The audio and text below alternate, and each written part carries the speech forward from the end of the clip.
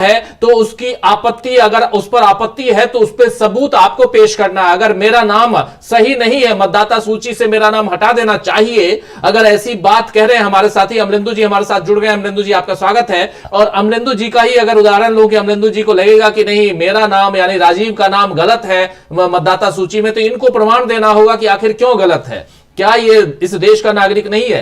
और यही लाल बाबू हुसैन का मामला यहां बहुत महत्वपूर्ण है, उस केस का मामला, और उसका यहां जिक्र कर रहे हैं प्रशांत भूषण। प्रशांत भूषण ने चुनाव आयोग ने कहा कि यहां चुनाव आयोग ने 2003 के दिशा निर्देश साझा करने से इनकार कर दिया। हमें एक व्हिसल ब्लोअर से जानकारी मिली 2003 में एसआईआर आपने करवाया या आईआर करवाया, जो भी करवाया आपने, उस रिवीजन में, जो इलेक्टोरल रोल के रिवीजन में आपने क्या नियम उस समय किया था, दिशा निर्देश यानी गाइडलाइंस क्या थे आपके, उसका हवाला भी यहां दिया जा रहा है। और कह रहे हैं कि लेकिन चुनाव आयोग से जब हमने मांगा तो चुनाव आयोग ने उस दिशा निर्देश को, 2003 के दिशा निर्देश को साझा करने से इनकार कर दिया। लेकिन मेरे पास है वो दिशा निर्देश और एक व्हिसल ब्लोअर के जरिए है। 2003 के एसआईआर में चुनाव आयोग के दिशा निर्देशों में कहा गया है कि नागरिकता तय करना गणनाकर्ता का काम नहीं है, यानी बीएलओ का काम नहीं है, बीआरओ का काम नहीं है कि यहां पर नागरिकता तय की जाए। अगर कोई आपत्ति करता है तो नागरिकता साबित करने की जिम्मेदारी उसी की है। अगर किसी के ऊपर आपत्ति होती है, कोई आपत्ति करता है, तब उसकी जिम्मेदारी होगी। लेकिन यहां पर कोई भी ऐसा नियम नहीं है कि आपसे नागरिकता पूछी जाए। प्रशांत भूषण यही नहीं रुकते हैं, अपनी दलीलों में आगे बढ़ते हैं और कहते हैं कि अगर किसी व्यक्ति को तीनों कानूनों में से किसी के तहत गैर नागरिक घोषित किया गया है तो आप नाम हटाओ, लेकिन तुम अकेले ऐसा नहीं कर सकते हो। नाम तो हटा दोगे लेकिन आप अकेले ऐसा नहीं कर सकते हो। यह बात यहां प्रशांत भूषण कह रहे हैं। और लाल बाबू हुसैन फिर इंद्रजीत बरुआ के फैसले और फिर उनके अपने 2003 के नियमों और असम को दिए गए विशेष दिशा निर्देशों का भी यहां जिक्र कर रहे हैं और कह रहे हैं कि उसमें यह स्पष्ट है कि वे नागरिकता तय करने के लिए सक्षम नहीं हैं। यानी ये फैसले जो हैं, चाहे इंद्रजीत बरुआ का फैसला हो, चाहे लाल बाबू हुसैन का फैसला हो, ये जो इसी सुप्रीम कोर्ट में ये सारे मामले में फैसले आए हैं, इंडिविजुअल मामला है लेकिन फैसले आए हैं और उन फैसलों में साफ साफ कहा गया है कि आप किसी की नागरिकता तय करने का टूल नहीं है। आप कोई भी किसी की नागरिकता नहीं पूछ सकते, नहीं मांग सकते, नहीं उसका फैसला कर सकते हैं। यह चुनाव आयोग का काम नहीं है, यहां प्रशांत भूषण कह रहे हैं। प्रशांत भूषण कह रहे हैं कि उन्होंने लाल बाबू मामले का हवाला दिया है और कहा है कि आपको इन दिशा निर्देशों का पालन करना होगा। लेकिन लाल बाबू का मामला क्या है, यह यहां पर कह रहे हैं प्रशांत भूषण। प्रशांत भूषण आगे कहते हैं कि बिहार में उन्होंने क्या किया, यानी चुनाव आयोग ने बिहार में क्या किया। हमारे पास पहले से मतदाता सूची में शामिल लोगों को कितने नोटिस जारी किए गए, इसकी संख्या नहीं है।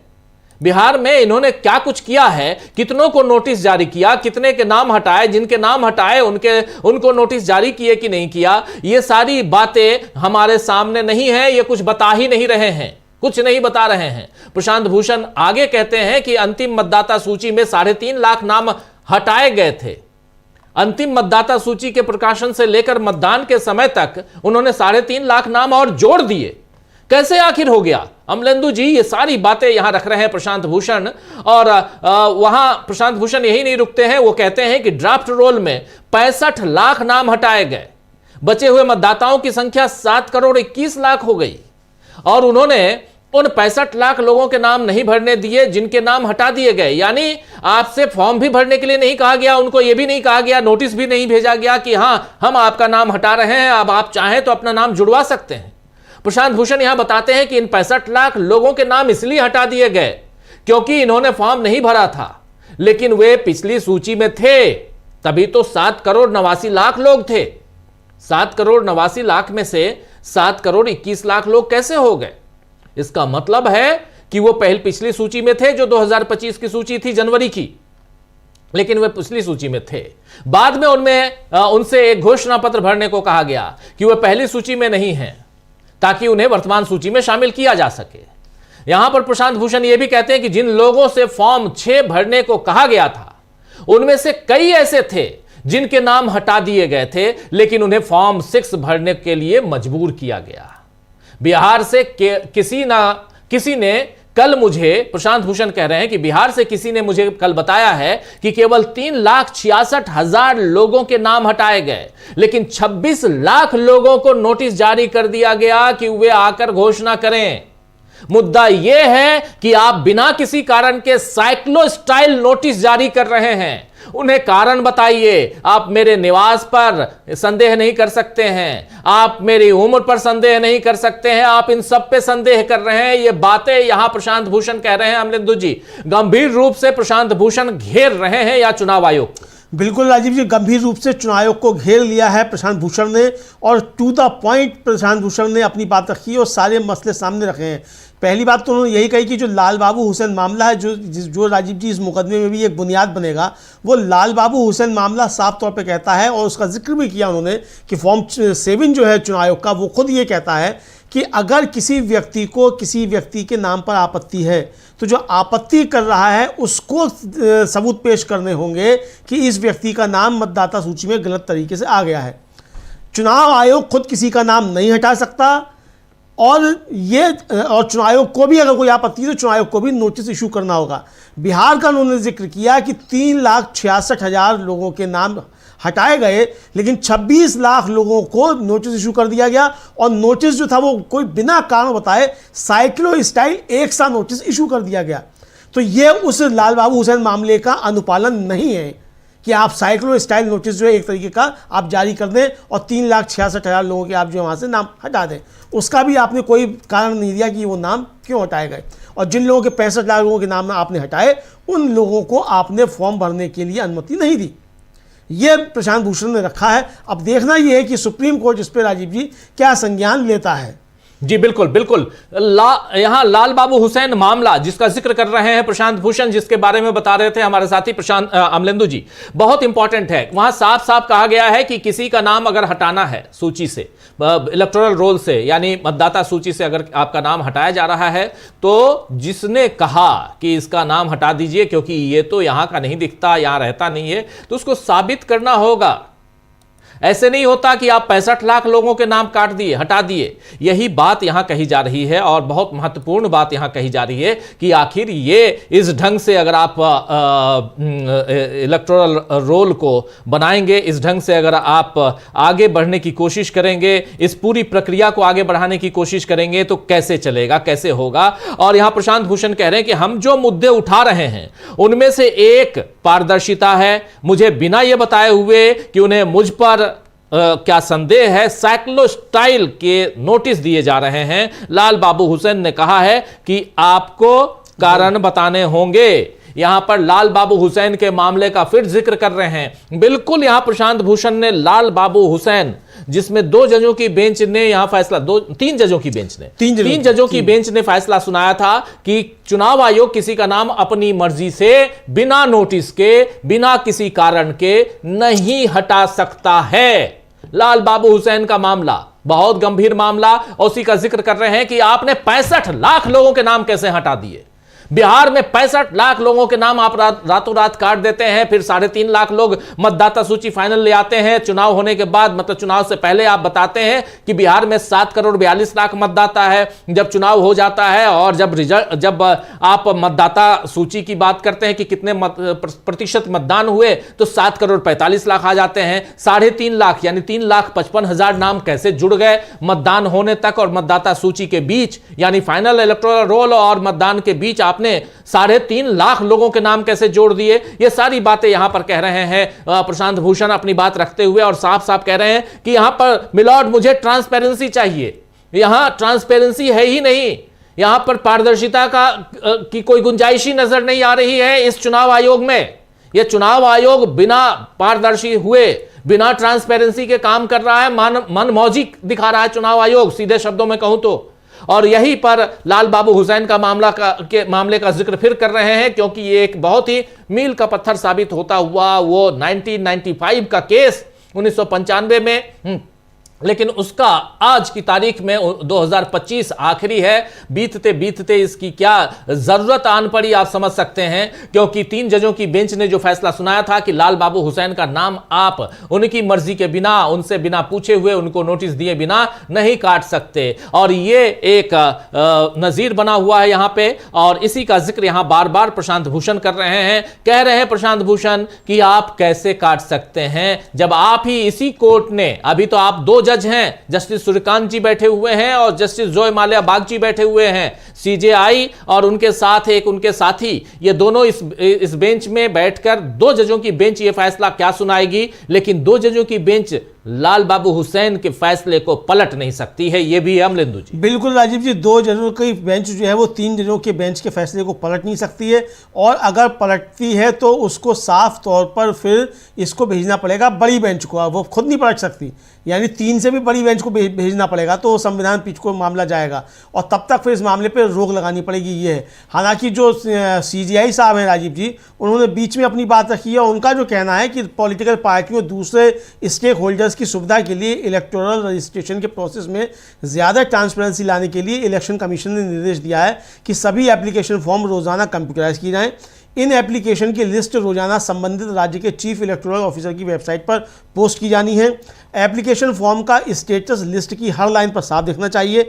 इसके अलावा इस मकसद के लिए इस्तेमाल होने वाले वेब एप्लीकेशन में भी यह सुविधा होनी चाहिए कि किसी भी लाइन पर क्लिक करने पर संबंधित एप्लीकेशन फॉर्म को कोई भी नागरिक अपने मैनुअल से प्रिंट कर सके। यह वहाँ है, उनके अपने नियम है कि ऐसा करना होगा। लेकिन राजीव जी, ये पढ़ने के बाद मैंने तुरंत अपना चेक किया यूपी के सीईओ की पोर्टल पर जाकर, वहाँ तो मुझे कहीं नहीं मिल रहा है, कहीं नहीं है कि कहाँ है। केवल इतना है कि आप अपना एसआईआर फॉर्म भरिए, उस पर क्लिक करते तो बताता है कि आपका भर गया है, अपने बीएलओ से संपर्क कीजिए। ये लिस्ट कहाँ है? सीजीआई साहब तो बता रहे हैं कि उनका अपना आदेश है।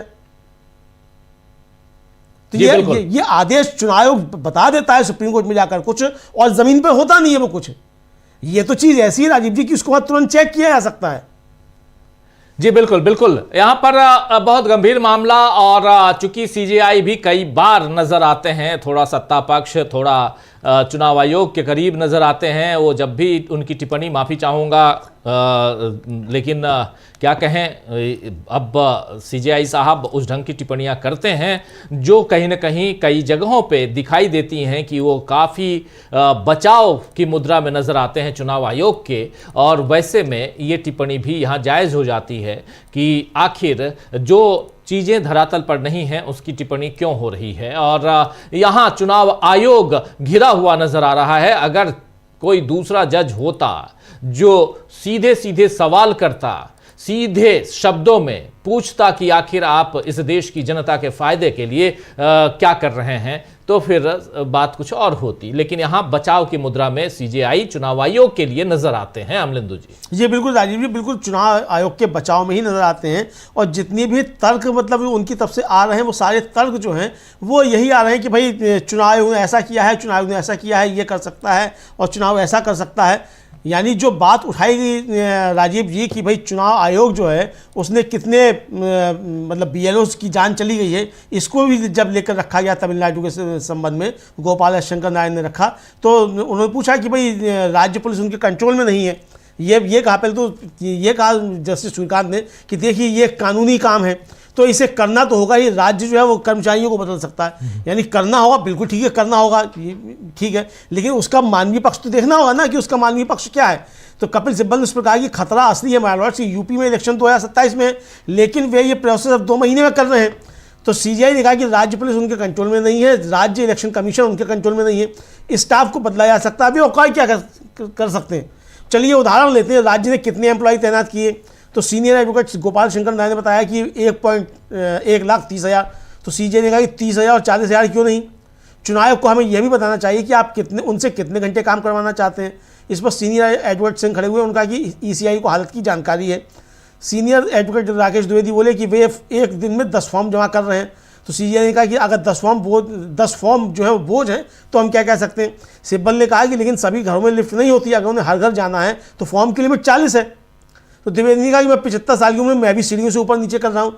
तो भाई द्विवेदी जी मेरे यहाँ आ जाओ, 7वीं फ्लोर चढ़ के दिखा दो 75 साल की उम्र में सीढ़ियों से, जी मालूम पड़ जाएगा।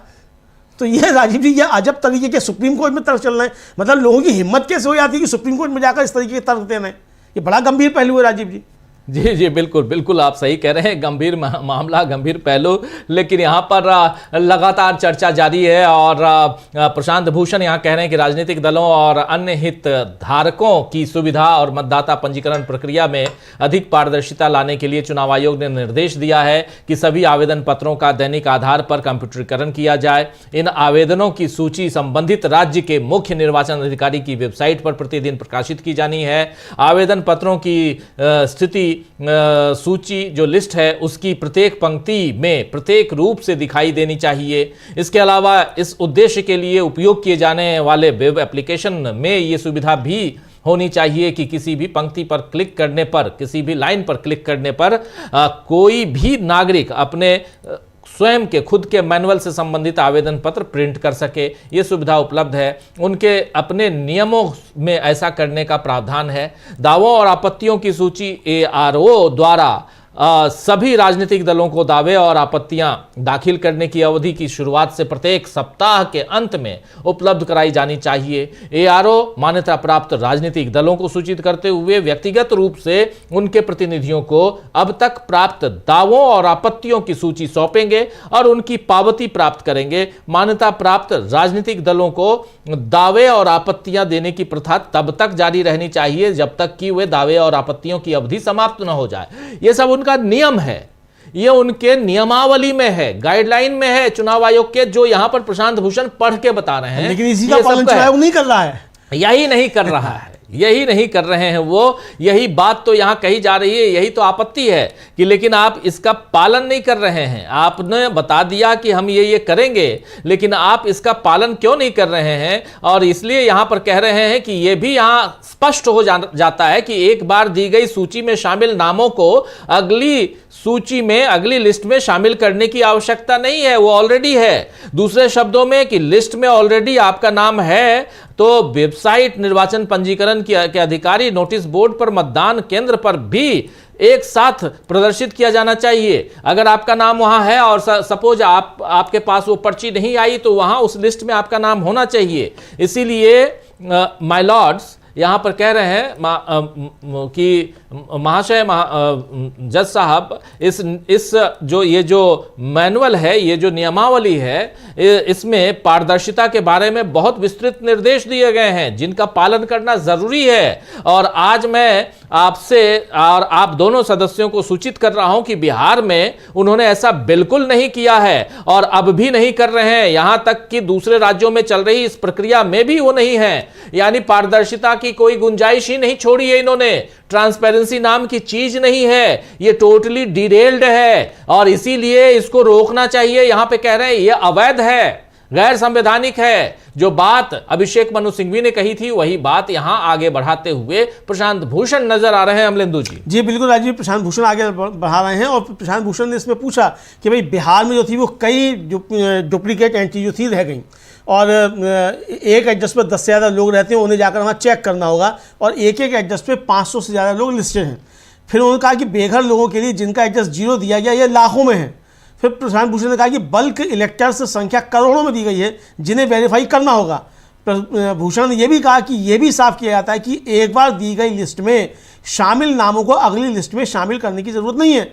दूसरे शब्दों में लिस्ट को ERO की वेबसाइट, इलेक्टोरल रजिस्ट्रेशन ऑफिसर के नोटिस बोर्ड और पोलिंग स्टेशन पर भी एक साथ दिखाया जाना चाहिए।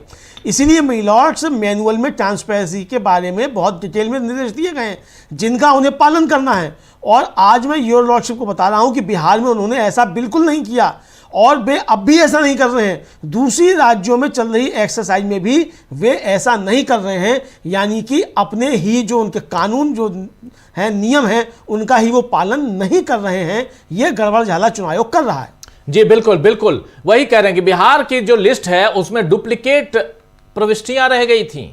बिहार की लिस्ट में कई सारे डुप्लीकेट थे और बल्क मतदाताओं पर जहां एक पते पर 10 से ज्यादा लोग रहते हैं वहां जाकर जांच करनी होगी। एक ही पते पर 500-500 लोग सूचीबद्ध कैसे हो गए आखिर? आप कह रहे हैं 0 बेघर लोगों के लिए जिनका पता 0 दिया गया है, यहां लाखों हैं, लाखों की संख्या में आपने डुप्लीकेट बनाया है। बल्क मतदाताओं की संख्या करोड़ों में दी गई है जिसकी पुष्टि करनी होगी। ये सारी बात यहां कह रहे हैं प्रशांत भूषण कि बल्क एक एक घर में एक एक पते पे 500 से ज्यादा लोग, आखिर कौन गया चेक करने के लिए? आपने चेक तक नहीं किया। जिनके घर नहीं है जीरो आपने लिख दिया, और आप बता भी रहे थे प्रेस कॉन्फ्रेंस में ज्ञानेश कुमार जी का ज्ञान कि ये जीरो इसलिए है, लेकिन जीरो उनके भी हैं जिनके घर हैं, उनके भी हैं। ये सारी चीजें आ चुकी हैं मीडिया में कि जिनके घर हैं उनके भी जीरो आप लिख दिए। तो इसलिए यहां पर, और बल्क मतदाताओं एक साथ एक पते पे 500 से ज्यादा लोग कैसे रह रहे हैं, क्या आपने जांच की? इसलिए प्रशांत भूषण यहां पर बिल्कुल सीधे सीधे सवाल करते हुए, सवाल रखते हुए और पूछते हुए कि आखिर चुनाव आयोग चाहता क्या है। सवाल यही है कि चुनाव आयोग चाहता क्या है। अमलेंदु जी ये बात यहां पर पूछ रहे हैं प्रशांत भूषण, और अपनी दलीलों से पूछ रहे हैं प्रशांत भूषण। साफ साफ बल्क मतदाताओं की संख्या करोड़ों में दी गई है, जिसकी पुष्टि करनी होगी। कह रहे हैं कि बल्क मतदाता करोड़ों में हैं, कहां से आ गए, इसकी पुष्टि कौन करेगा? इसको जस्टिफाई कीजिए, बताइए कि हाँ ये सही है। अगर सही है तो मान लेंगे, सही नहीं है तो फिर आप गलत हैं, ये बताइए आगे आप गलत हैं। यानी यहां कहीं ना कहीं मतदाताओं की सूची के साथ हेरफेर है, हेराफेरी की जा रही है। यह बात यहां पर कह रहे हैं साफ साफ प्रशांत भूषण। दोस्तों इस वक्त जो साथी बाद में जुड़े हैं, आप सबका एक बार फिर स्वागत करता हूं, इस्तकबाल करता हूं इस कार्यक्रम में। बहुत बड़ा दिन आज 1:06 और इंतजार है कि उधर से यानी सुप्रीम कोर्ट में जो चल रहा है एसआईआर पर, 2 केसेस पर अलग अलग जगहों पर सुनवाई चल रही है। एक मामला तमिलनाडु का है, जिसमें तमिलनाडु सरकार ने जहां एसआईआर करवाई जा रही है, उस एसआईआर के खिलाफ तमिलनाडु की सरकार गई हुई है। हालांकि केरल की सरकार भी गई है और इसी एसआईआर के खिलाफ पश्चिम बंगाल की सरकार भी गई हुई है। लेकिन एक मुख्य एसआईआर है जिस पर पहले दिन से 11 याचिकाएं लगी हुई हैं, जिसमें 8 विपक्षी दल हैं और साथ साथ 3 एनजीओ हैं, जिसमें एक तो इंडिविजुअल है जिनका नाम योगेंद्र यादव है, एक पीयूसीएल है और एक एडीआर है, एसोसिएशन फॉर डेमोक्रेटिक रिफॉर्म्स। इस ढंग से टोटल, जिसमें पार्टियों में कहें तो कांग्रेस पार्टी है, आरजेडी है, माफी चाहूंगा समाजवादी पार्टी है, डीएमके है, तीनों झारखंड मुक्ति मोर्चा है, तीनों वाम दल हैं जिसमें सीपीआई, सीपीआईएमएल और सीपीआईएम ये सब हैं। और इन सब ने मिलकर, टीएमसी है, इन सब ने मिलकर जो याचिका दायर की है उसमें इसकी संवैधानिक चुनौती दी है, संवैधानिकता पर चुनौती पेश कर दी है और उसी पर यहां कार्रवाई चल रही है, सुनवाई चल रही है और दलीलें पेश की जा रही हैं। अभिषेक मनु सिंघवी पहले कर चुके हैं और बृंदा ग्रोवर कर चुकी हैं। आज प्रशांत भूषण अपनी दलील पेश कर रहे हैं। परसों बृंदा ग्रोवर और अभिषेक मनु सिंघवी ने अपनी बातें रखी थी, गोपाल शंकर नारायण भी अपनी बात रख चुके हैं, लेकिन बीच बीच में कुछ बातें रखने के लिए वो भी आते हैं और 2 जजों की बेंच यहां पर अपनी बात इनकी बातें सुन रही है। 2 जजों की बेंच में से एक खुद chief justice of India justice Suryakant हैं और दूसरे उनके साथी जॉय माल्या बागची हैं। पहले दिन से लगातार इस पर चर्चा चल रही है, एक लंबी सुनवाई चल रही है, आगे क्या कुछ होगा। लेकिन इसमें लाल बाबू हुसैन का मामला आया, जो अर्ली 90s में जो केस आया था, उस केस में जो फैसला आया था वो 3 जजों का फैसला, जिसमें साफ साफ कहा गया था कि किसी का नाम चुनाव आयोग अपनी मर्जी से नहीं काट सकता, जबकि उसके ऊपर पहली बात तो नाम हटाने के लिए या तो जिसका नाम है वो एप्लीकेशन देगा, या अगर वो नहीं देता है, किसी ने आपत्ति लगाई कि ये आदमी यहां का नहीं है, ये तो बांग्लादेशी है, ये तो नेपाली है, ये तो पाकिस्तानी है, ये तो म्यांमार से आया हुआ रोहिंग्या है, अगर कुछ भी कहते हैं, या ये अमेरिकन है या रशियन है, जो भी कह सकते हैं, अगर ये है तो आपको जिसने आपत्ति लगाई है उसको साबित करना होगा कि ये देखिए, इसलिए मैंने कहा है कि ये आदमी जो है हिंदुस्तान का नहीं है। लेकिन दूसरी सबसे महत्वपूर्ण बात कि यहां पर सब कुछ हो जाए मगर चुनाव आयोग का काम नागरिकता जांचना नहीं है। और एक बहुत महत्वपूर्ण बात यहां पर संविधान के आर्टिकल 324 और 327 को लेकर जिक्र किया था अभिषेक मनु सिंघवी ने। आर्टिकल 324 यानी 324 जो है वो चुनाव आयोग के गठन की अनुमति देता है, यानी संविधान के हिसाब, संविधान के तहत चुनाव आयोग बनाया जा सकता है, यानी चुनाव आयोग का गठन होगा, यह 324 कहता है। चुनाव करवाना उसका काम है, मगर चुनाव आयोग के नियम बनाने का काम जो है वो 327 कहता है आर्टिकल, जिसमें कहा गया है कि चुनाव आयोग के लिए संसद नियम बनाएगी, चुनाव आयोग नियम नहीं बनाएगा। और इसी को यहां पर कहा गया अभिषेक मनु सिंघवी की तरफ से, उसके बाद उनके बाद बृंदा ग्रोवर की तरफ से, फिर कपिल सिब्बल ने भी कहा था कि यहां चुनाव आयोग अपना नियम खुद बना रहा है।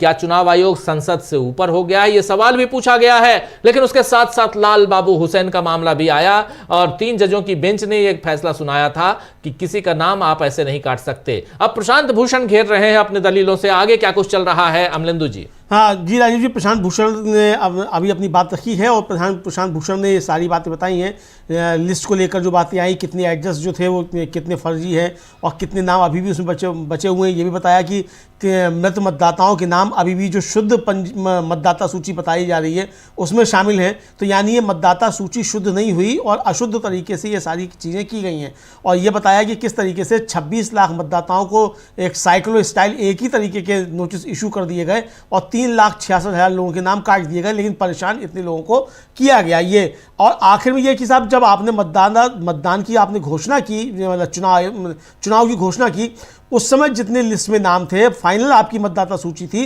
जब आपने मतदान की बताया कि मतदान हो गया, तो उसमें 3 लाख मतलब 3.5 लाख मतदाता अतिरिक्त कहाँ से आ गए? तो ये कौन मतदाता हैं, कैसे शामिल हुए, इसके बारे में आपने कुछ नहीं बताया।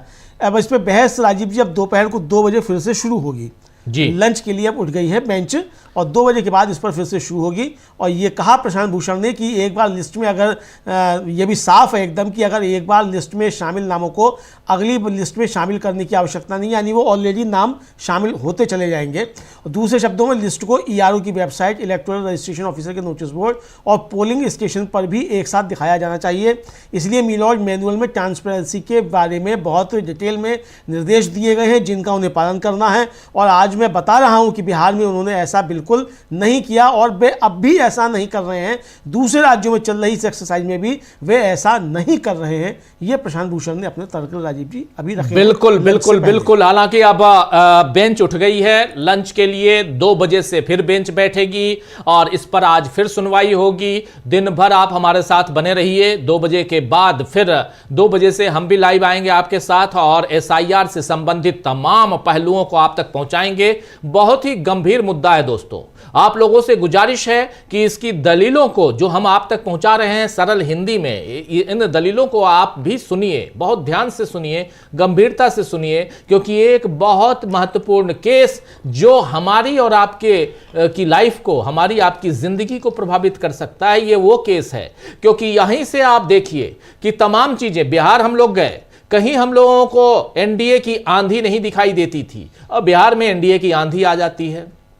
हम लोग महाराष्ट्र गए, आंधी नहीं दिखाई देती थी, वहां NDA और BJP की आंधी आ जाती है। हम लोग गए हरियाणा, आंधी सड़क पे नहीं दिखाई देती थी। और सबसे बड़ी चीज कि एक बात केयर कीजिए कि जहां जहां इनकी सरकारें हैं, यानी डबल इंजन, सो कॉल्ड जब डबल इंजन की सरकारें, वहीं पर यह सरकार कैसे रिपीट कर ले रहे हैं, जरा सोचिए। और इसके लिए इस SIR का केस मील का पत्थर साबित हो सकता है। ये SIR के जरिए चुनाव आयोग जो धांधलियां करवा रहा है उसका पर्दाफाश होना चाहिए और पटाक्षेप भी होना चाहिए, यानी पर्दा गिरना भी चाहिए, समाप्त होनी चाहिए ये पूरी की पूरी धांधली। उम्मीद हम यही करेंगे कि जज साहब जो हैं वो इनको बहुत ईमानदारी के साथ जब फैसला सुनाएंगे तो वो ईमानदारी बरतेंगे। लेकिन पहले किन वकीलों ने क्या दलीलें पेश की, ये जानना समझना जरूरी है। यही हम आप तक पहुंचाते हैं। अभी इस चर्चा को यहीं समाप्त करने की इजाजत चाहता हूं। 2 बजे से फिर हाजिर होऊंगा और फिर इसी मसले पे आगे सुप्रीम कोर्ट में जो चल रहा है वो हम आप तक पहुंचाएंगे। बहुत बहुत शुक्रिया अमलेंदु जी और बहुत बहुत शुक्रिया आप तमाम साथियों। मिलते हैं एक छोटे से ब्रेक के बाद। 2 बजे से फिर SIR पर चर्चा और हमारा ये लाइव आप तक हम पहुंचाएंगे और जिसके जरिए हम आप तक पहुंचाएंगे कि दलीलें क्या पेश की जा रही हैं। जुड़िएगा फिर 2 बजे, इंतजार रहेगा। नमस्कार।